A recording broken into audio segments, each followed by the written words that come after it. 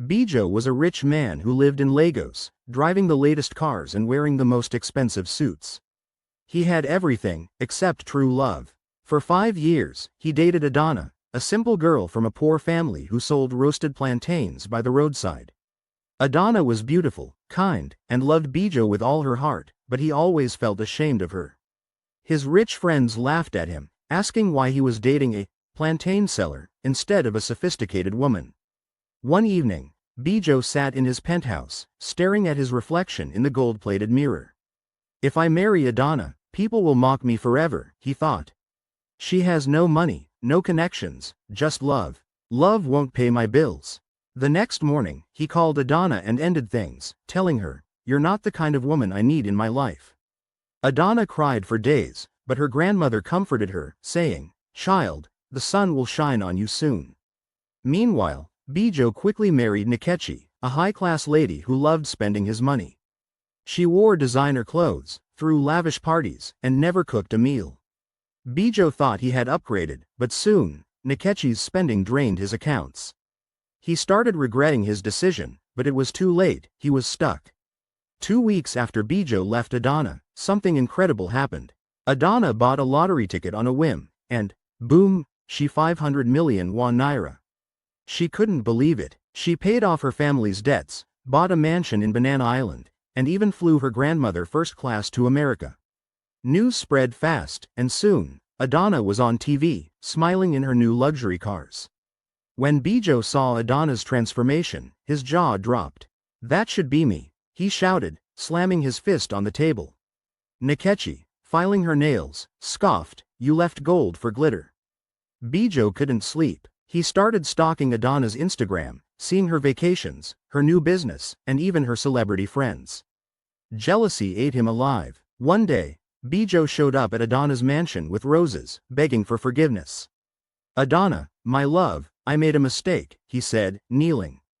But Adana laughed. "Bijo, you didn't want me when I was poor. Now that I'm rich, you remember my name? Leave before I call security." Heartbroken, Bijo returned home to Nkechi, who was now flirting with a younger man. Adana's life kept getting better. She launched a skincare line, bought a private jet, and even donated millions to charity. People loved her, while Bijo became the laughingstock of Lagos. His business crumbled, Nkechi divorced him, and he ended up renting a small apartment in a jegunnal. Bijo's life continued to spiral downward. After losing Adana and his fortune, he became a shadow of his former self. His once fine suits were now wrinkled, his hair unkempt, and his pride shattered. Meanwhile, Adana's empire grew. She expanded her skincare line internationally, graced magazine covers, and even met with top politicians. One day, while scrolling through social media, Bijo saw a post that made his heart stop. Adana was pregnant. The caption read, "Blessed to be expecting my first child with the love of my life, Kola." Bijo's hands trembled as he zoomed in on the photo. Adana glowed in a flowing white gown, her baby bump visible, while Kola held her close. Bijo couldn't take it anymore. He stormed out of his tiny apartment, determined to win Adana back. He sold the last of his valuables, a gold watch and a designer belt, to buy an expensive baby gift. He arrived at Adana's mansion, but the security guards recognized him. "Oga Bijo, you don't tire us," one said, shaking his head. "Madam said if you show your face here again, we should throw you out." Desperate, Bijo waited outside the gates for hours until Adana's best friend, Funk, drove in. He begged her for help. "Funk, please, tell Adana I've changed.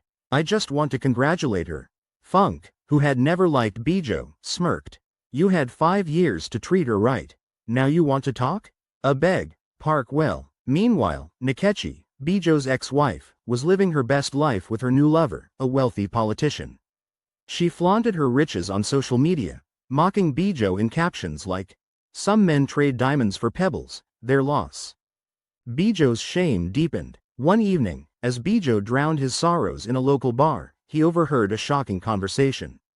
Two men were discussing Adana's business.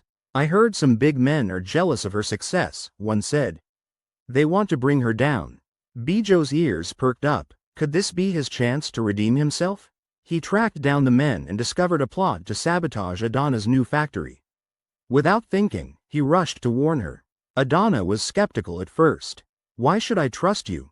she asked, arms crossed. Bijo sighed. "Because I was a fool once, but even a fool knows when to do the right thing." Adana, though hesitant, alerted her security team. The saboteurs were caught red-handed, and the news spread like wildfire.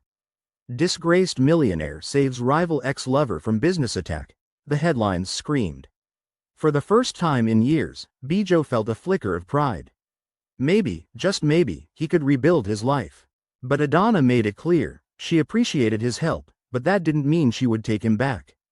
"Bijo, you did a good thing, but some mistakes can't be undone," she said gently. Heartbroken but wiser, Bijo decided to start fresh. He used the little money he had left to open a small grocery store. To his surprise, it thrived. Customers loved his honesty and hard work. Slowly, he rebuilt his reputation. Years later, at a high-profile charity event, Bijo and Adana crossed paths again. She was now a mother of two, her business a global empire. Bijo, though not as rich as before, had found peace. They exchanged polite smiles, but nothing more.